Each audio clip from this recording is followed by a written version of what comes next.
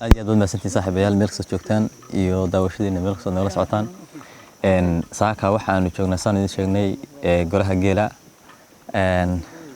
runtii waxaad soo xasuusanaysaa dhaqankii asalka ahaa markaad isla hesho haantaas iyo dhiilka cogan ee aad arkayso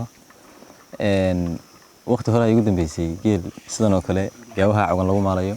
laakiin waxaad moodaa waayadan dambe inuu bedelay dhaqanka cagal la kala gooyay aan wax garaafa la yiraahdo in maartay geel lagu maalo balse halkan wali waxa ka sii jira dhaqankii asalka ahaa ee taqaaneen dhiilkii cognaa ee madiidnaa ee quruxda badnaa ayaa wali geel lagu maalaa caanihii kululaa ee taqaaneen way soo aad qurux badan iyo dareen gooni ah run ahaantii oo waqti hore ay magaranaysaa ugu dambeysay aad baan idinka mahad celinaa daawashadiina mar labaad iyo mar saddexaadba waxaan naga go'aan inaan idin soo gudbino muuqaalo badan oo insha Allah aad uga heli doontaan noocan oo kale oo la xiriira arrimaha nolosha reer guraaga iyo sidoo kale xoolo dhaqatada haddii aydan horay uga mid ahayn asxaabteena nagu xidhan